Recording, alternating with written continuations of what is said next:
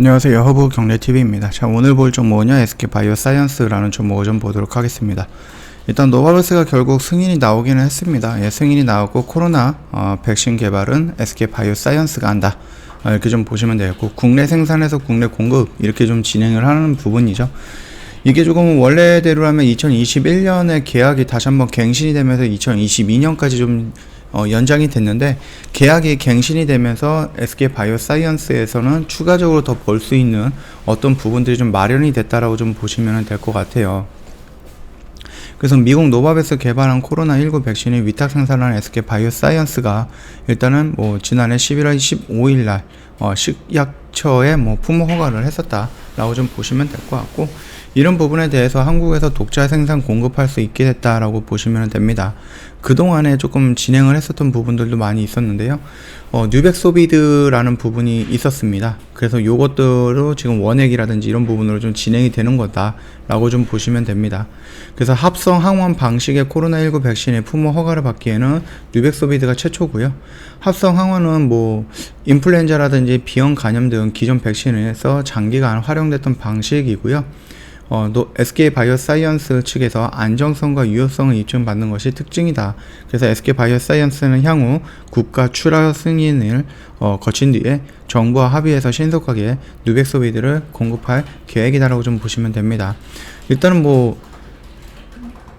이 부분은 우리나라가 이미 4,000회분 정도로 이제 선구매 계약을 맺었죠. 그래서 이게 생산이 된다라고 하면은 4천만 회분 정도는 진행이 될 것 같고, 10,000원 정도로 진행이 된다라고 했을 때, 만약에 10,000원 정도라고 진행을 한다라고 했을 때 4천만 회분이면 4천억 정도가 나온다라는 거거든요. 그렇기 때문에 예상 이상으로 좀 많은 것들이 나올 겁니다. 물론 이게 4천억을 다 SK바이오사이언스가 가져가는 거는 아니겠지만, 그럼에도 불구하고 또 일정 비율을 좀 나눠지는 거겠지만은, 그럼에도 불구하고 긍정적으로 어느 정도 매출은 확보가 되었다라는 거겠죠. 그리고 우리나라뿐만 아니라 조금 선진국 같은 경우는 이제 접종 비율이 높거나 그럴 수도 있거든요. 아니면 이제 미국 같은 경우도 선진국이긴 한데 접종 비율이 그렇게 높지는 않아요. 왜냐면은 이제 화이자라든지 아니면 모더나 부분에 대해서 부작용이라든지 이런 것들도 있고, 아무래도 좀 개인주의가 좀 발달한 나라다 보니까 접종하는 부분에 대해서 개인적인 자유 이런 걸 또 얘기를 하면서 나는 백신을 접종을 거부할 권리가 있다, 이런 쓸데없는 권리들을 내세우면서 접종을 안 하고, 거기서 그래서 하루에 100만 명 정도 확진이 되는 어마어마한 숫자의 확진자가 나오고 죽는 사람도 많이 나왔죠. 자, 일단은 미국이라든지 유럽은 좀 제외한다라고 하더라도 아프리카라든지 아시아 쪽에서 좀 잘 살지 못하는 나라들은 접종률이 굉장히 낮습니다. 그렇기 때문에 그런 쪽을 우리가 좀 매출 파이로 잡아간다라고 하면은 노바백스든 아니면은 SK바이오사이언스 자체 백신이든 간에 결국은 우리가 좀 팔 수 있는, 그래서 그거를 팔아서 돈을 벌 수 있는 구조는 마련이 됐다라고 좀 보시면 될 것 같아요. 우리가 SK바이오사이언스 예전에 한번 살짝 스쳐 지나가면서 봤던 부분이 있는데, SK바이오사이언스가 앞으로 어떻게 될 것이냐, 아니면 어떤 부분을 좀 집중할 것이냐, 아니면 어떻게 할 것이냐라는 부분에 대해서 저번에 좀 한번 봤었죠.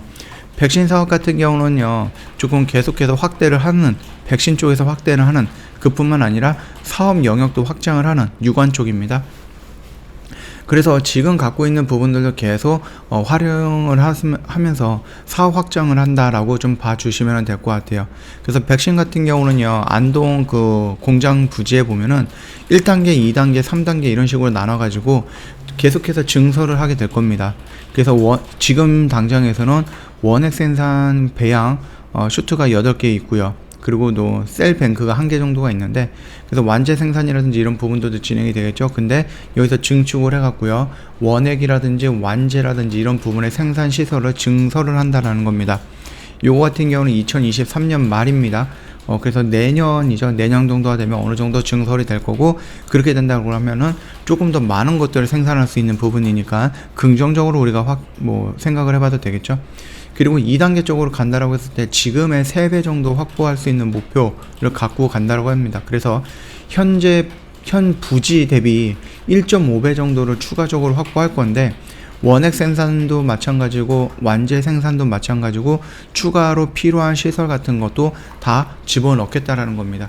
그러면서 이 CMO라든지 CDMO 쪽으로는 어느 누구도 접근할 수 없을 정도로 탑으로 올라가겠다 이렇게 좀 포부를 좀 밝히고 있죠. 그리고 이것뿐만 아니라 좀 센터도 구성을 하고 있어요. PD 센터도 구성을 하고 있습니다. 그러면서 우리가 좀 주목을 해봐야 되는 건 뭐가 있을까요? 다른 것들도 있겠지만 이 mRNA 공정개발 이 부분입니다. 이 키워드. 이 mRNA 같은 경우는 화이자나 모더나에 의해서 발견됐다라기보다는 처음으로 시도된 새로운 플랫폼의 약이었죠. 근데 이게 코로나에 잘 먹혔다라는 겁니다. 그래서 사람들이 그러면은 이 플랫폼으로 만들었던 암은 어떻게 될까? 암 치료제는 어떻게 될까? 아니면 이걸로 만들었던 독감 백신은 어떻게 될까? 아니면 mRNA 플랫폼으로 만든 에이즈 약은, 치매 약은 어떻게 효과가 나올까? 어느 정도 효과가 있을까? 라는 부분에 대해서 사람들이 많이 궁금해하기 시작을 했고 이것들을 연구하기 시작을 했다라는 겁니다. 그래서 SK 바이오사이언스도 이 부분을 놓치지 않고 mRNA 플랫폼의 공정을 개발을 한다라는 것은 결국은 이 mRNA 플랫폼을 이용했던 백신과 치료제를 많이 나왔을 때 그거를 위탁 생산을 한다든지 위탁 개발 생산하기 위한 공정을 미리 준비해 두겠다라는 거죠. 그렇기 때문에 나중에 들어올 수 있는 부분들을 미리미리 준비하면서 선제적인 조치를 좀 취한다. 그렇게 좀 봐주시면 될 것 같아요. 그래서 백신 산업도 강화한다라고 합니다. 그래서 기술 플랫폼도 확보한다라고 하는데 아까 전에 말씀드렸던 토탈 플랫폼 구축이라든지 아니면은 mRNA 플랫폼 원액 생산 역량 확보 추진하고 있다. 이런 식으로 좀 진행을 하고 있습니다. 그래서 만약에 mRNA 플랫폼 원액이라든지 이런 것들을 좀 만들어진다. CMO라든지 생산 역량을 확보한다라고 했을 때 아까 전에 말씀드렸듯이 지금 당장에서는 뭐 화이자라든지 이쪽에만 화이자, 모더나, 그래서 코로나 백신이라든지 코로나 치료제 쪽에만 활용이 되고 있는 플랫폼이지만 향후에 굉장히 많은 질병들에도 이 플랫폼이 이용이 될 수 있다라는 점 잊지 마시고 미리미리 준비하고 있다. 그렇게 좀 봐주시면 될 것 같아요. 유관 산업이라고 해갖고 다른 것들도 있습니다. 독감 백신도 있을 것 같고 여러 가지가 있는데 지금 당장에서 우리가 좀 중요하게 봐야 되는 키워드는 결국은 코로나라는 키워드이기 때문에 그 정도 먼저 지켜보도록 하겠습니다. 자, 일단은 노바백스가 승인이 났다라고 해갖고 재료가 소멸이 된 거다 그런 식으로 좀 인식이 되면서 조금 밀리기는 한 것 같은데 크게 밀리지는 않았습니다. 그쵸? 우리가 좀 기다리고 있었던 요 영역 구간에서는 크게 밀리지는 않았고 이 부분에서 어느 정도 조정을 받고 다시 한번 올라오는 모습이 연출이 될 겁니다. 1월 달에서 2월 중순 정도쯤이면은 작년 4분기죠. 작년 4분기에 대한 실적이 언급이 될 거고 지금도 긍정적으로 소식이 나오곤 있지만 이런 실적이 어느 정도 가시화된다라고 하면 다시 한번 실적으로 인해서 움직이는 모습이 연출이 될 것 같고요. 그리고 그 실적 부분이 끝나게 된다라고 하면은 임상 3상에 대한 중간적인 결과 발표라든지 임상 3상에 대한 결과 발표가 나오게 되면은 거기에서 또 상승할 수 있는 모멘텀이 형성이 되는 거죠. 왜냐하면은 우리나라 토종 백신이 나온다라는 것은 결국은 거기에서도 매출이 나올 수 있다라는 거고 그 매출 플러스까지 된다라고 하면 1분기가 아니라 2분기 실적은 더 좋아질 거라는 거겠죠. 그리고 1분기 4분기보다 1분기는 또 더 좋아질 거니까 그래서 실적은 계속해서 성장을 하는 겁니다. 실적이 올라가는데 주가가 아무런 이유 없이 빠진다? 오히려 이거는 그냥 세일을 하고 있는 기간이다. 그렇게 좀 봐주시면 될 것 같아요. 실적이 안 좋아서 주가가 밀릴 수는 있는데 실적도 좋고 아니면 미래 성장 가치도 좋은데 주가가 빠진다? 개별적으로 악재도 없는데 이럴 경우에는 차라리 그거는 분할로 접근해 나가면은 결국은 올라간다. 그런 관점으로 접근하시는 게 맞다. 이렇게 좀 말씀을 드리겠고요. 저희 허브경제TV 홈페이지 놀러 오시면은요, 텔레그램 채널 입장하는 방법이 있는데 어렵지 않습니다. 그림으로 깔끔하게 정리해 놨으니까 봐주시면 될 것 같아요. 저희 탑3 종목도 보내드리고 있습니다. 근데 아무 종목이나 드리는 거 있는 게 아니에요. 간단하게 삼성전자를 얼마에 매수하면은 얼마에 매도하라 이렇게 얘기해 드리는 게 아니라 2022년에 좀 움직일 것 같은 또는 중요하게 우리가 봐야 되는 업황이 무엇인가, 그 업황 안에 어떤 기업들이 있는데 그 기업 중에서 이거를 봐야 된다라는 부분, 그 기업에 대한 설명, 업황에 대한 설명도 자세하게 해놨기 때문에 충분히 도움이 될 수 있다. 그리고 또 요걸로 또 매매를 하신다 아니면 여기에다가 개인적으로 어떠한 의견을 좀 첨부해 가지고 판단할 수 있게끔 저희가 좀 마련을 해놨습니다. 요거는 저희가 무료로 다 제공을 해드리고 있는 거기 때문에 언제든지 요청을 하시면 저희가 보내드리겠다 라고 좀 말씀드리겠고요. 저희 보시면은요 새해 이벤트를 맞이해서 새해를 맞이해서 저희가 이벤트 진행을 하고 있는데 뭐 가격적인 할인 부분은 당연히 진행이 되는 부분이고 저희가 뭐 기간에 대한 할인 부분도 진행을 하고 있습니다. 그래서 그동안에 1년짜리 이벤트만 진행을 했는데 지금 6개월짜리 이벤트도 진행을 하고 있어요.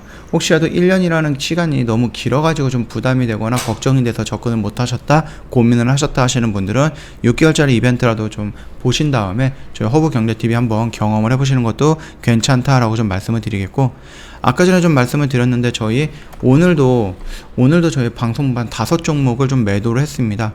내가 조금 중장기로 가져간다, 분기별로 가져간다, 한 달 아니면 뭐 2주 이런 식으로 가져가는 종목들, 이런 식으로 매매하는 게 싫다 라고 하시면은 언제든지 방송반 관련해서 상담 받아보시고 오늘 매수해서 오늘 그냥 매도하시면 될 것 같아요. 이런 매매 방법도 저희 허브경제TV가 운영하고 있다 라고 좀 봐주시면 될 것 같습니다. 자, 오늘 영상은 여기서 좀 마치도록 할게요. 영상 도움이 됐다 그러면 구독과 좋아요 한 번만 부탁드리겠습니다.